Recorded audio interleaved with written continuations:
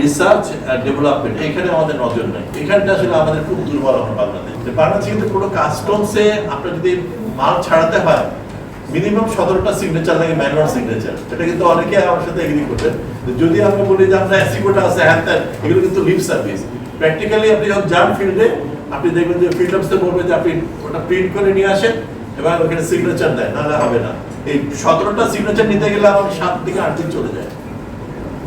হ্যাঁ, তো এই জিনিসগুলো কিন্তু আসলে আমাদের নজর দেওয়া উচিত। আচ্ছা, এর বাইরে আমি যেটা বললাম যে আমাদের এক্সপোর্ট ডাইভার্সিফিকেশনের জন্য আমরা আরো কিছু কাজ করতে পারি। সেটা হচ্ছে যে আমাদের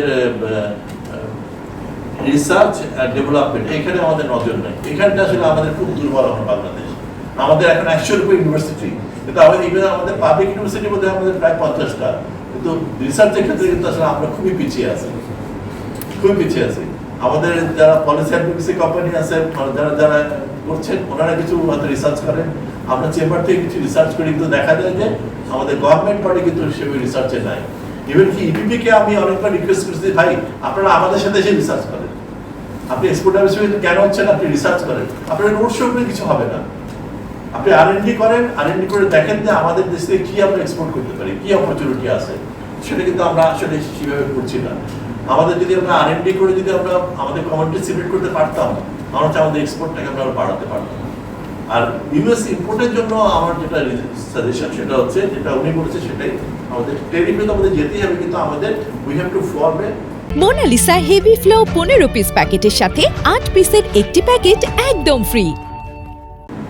নেগোশিয়েটিং টিম, আমরা যদি একটা নেগোশিয়েটিং টিম যদি তৈরি করতে পারি, যে টিমের মধ্যে শুধু গভর্নমেন্টের লোক থাকতে হবে না, ইকোনমিক্স থাকতে হবে না, প্র্যাকটিশনার থাকতে হবে, যারা স্টেক হোল্ডার তাদেরকে রাখতে হবে, চেম্বার লিডারদেরকে রাখতে হবে।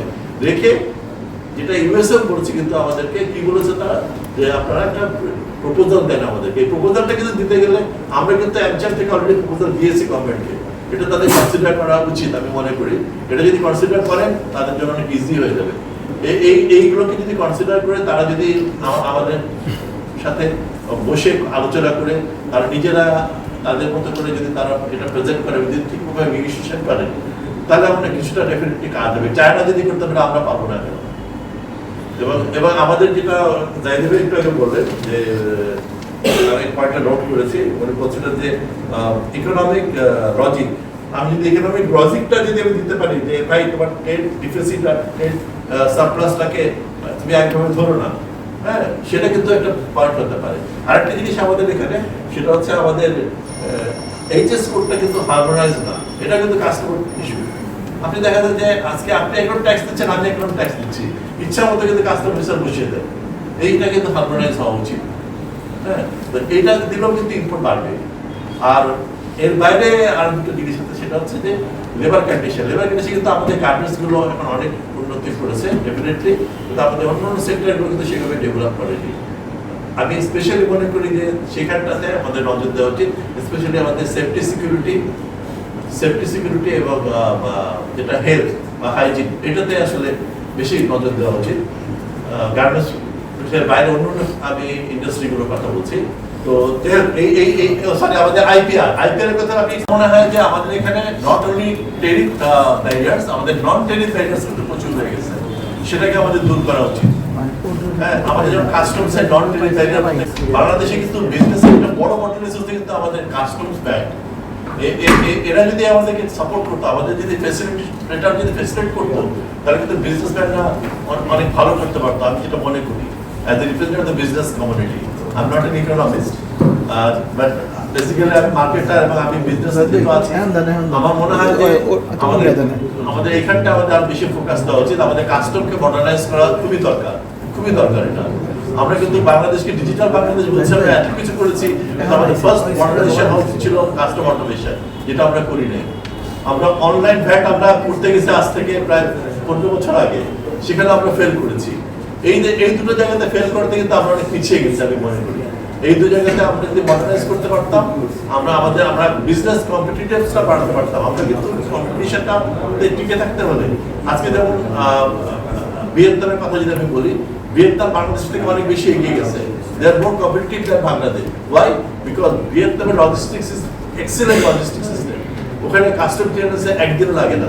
বাট বাংলাদেশে আপনার আমাদের প্রত্যেকটা র মেটেরিয়ালস কিন্তু এক্সপোর্টের যে আইটেমগুলো আছে, আমরা যেই কোয়ান্টিটি এক্সপোর্ট করি, আমাদের ম্যাক্সিমাম কিন্তু র মেটেরিয়ালস আমাদের ইম্পোর্ট করতে হয়, এখন করছে।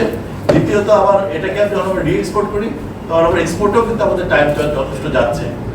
আরেকটা জিনিস আমি মনে করি কম্পিটিশনের জন্য আমাদের যেটা কমানো যেতে পারে, সেটা হচ্ছে আমরা যেহেতু আমাদের ট্রেনিংটা যেহেতু ইউএসএ বা অন্য দেশে আমাদের ট্রেনিং দিতে হয় আমাদের প্রোডাক্টে, আমরা যদি আমাদের ম্যানুফ্যাকচারিং কস্টটা কিন্তু লোয়ার করতে পারতাম, that is one another opportunity. সেটা করতে গেলে কি করতে হবে, আমাদের লজিস্টিক্সে কিন্তু আমাদের নজর দেওয়া উচিত।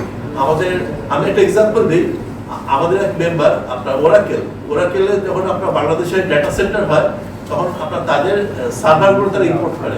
এই সার্ভার 7 মাস 8 মাস এয়ারপোর্টে পড়ছিল, এবং ক্যালকুলেশন করে দেখা গেছে যে ওদের অয়নাদিন চার্জ যেটা হয়েছে, সেটা ওদের এয়ারফ্রেট যে চার্জটা ছিল, যে এয়ারফ্রেট এসছে তার থেকে বেশি। তাহলে আপনি বুঝতে পারছেন যে আমাদের দেশে কস্ট কোথায় বাড়ে। তো আমাদের যে কমোডিটি কস্ট যদি কমাতে হয়, তাহলে কিন্তু আমাদের custom organization is very very very important. এখানটা কিন্তু আমাদের ফোকাস দিতেই হবে। আমি যদি এটা না করতে পারি, আমাদের প্রোডাক্টের কিন্তু আমরা আমাদের কস্ট কমাতে পারবো না। আরেকটা জিনিস এখানে আমি মনে করি যে আমাদের কোয়ালিটির ব্যাপার আছে। আপনি যদি একটা জিনিসের ইম্পোর্টে আটকে থাকে, যদি টাইমলি ছাড়ানো না হয়, এটা কিন্তু কোয়ালিটিতে এফেক্ট করে।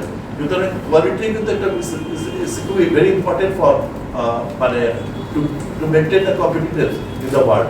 এখানেও কিন্তু আমরা মার খাচ্ছি এই কাস্টমসের কারণে। আমি আসলে বারবার এই কথাটা বলছি, কারণ আমি কিন্তু practically the field of logistics, আমি জানি যে এখানে কোথায় কোথায় আমাদের বাধাগুলো আছে। এবং প্র্যাকটিক্যালি আমি যেটা মনে করি যে এই জায়গাটাতে যদি আমরা ফোকাস দিতে পারতাম, আমরা অনেক ভালো করতে পারতাম। এর বাইরে একটা জিনিস আছে আমাদের, সেটা হচ্ছে পলিসি কন্টিনিউয়েশন, যেটা কিন্তু আমরা করছি না।